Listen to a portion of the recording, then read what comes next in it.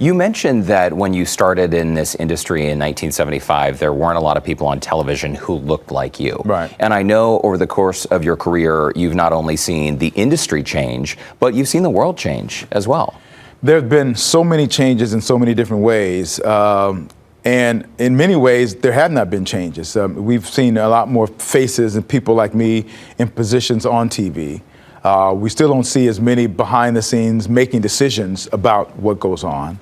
And so that brings about the editorial piece about what we're covering. If the people who are covering our communities don't look like us, or people who are groups of people who are covering our communities don't look like us, they don't really have the same kind of understanding.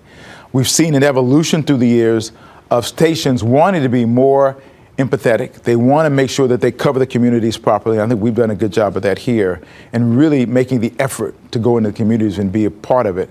But I'm concerned about what our industry is doing now as we try to evolve from this television station kind of industry to the streaming industry that we're going to be. I mean, it's going to be a challenge. We've gone through all these different changes, you know, from film to tape to different kind of tape to digital to now streaming and now social media, phones.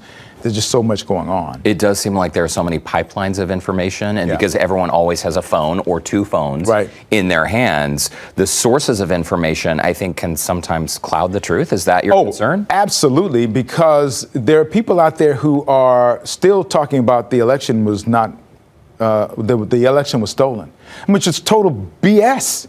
We know that now. Anybody who has a brain knows that it wasn't. I mean, somebody's going to get upset about that. Somebody's out there who's thinking, well, it was stolen. BS, it wasn't. And people who, they should know better. And for some reason, people are holding on to these lies as if they are truths. And so the truth becomes a problem because you don't want to believe what the truth is. Now we have somebody saying we need to blur the faces of the people who are entering the Capitol on January 6th because we don't want the Department of Justice to know who they are. I'm sorry. We don't want to know who people are who are breaking into the Capitol to be a part of insurrection.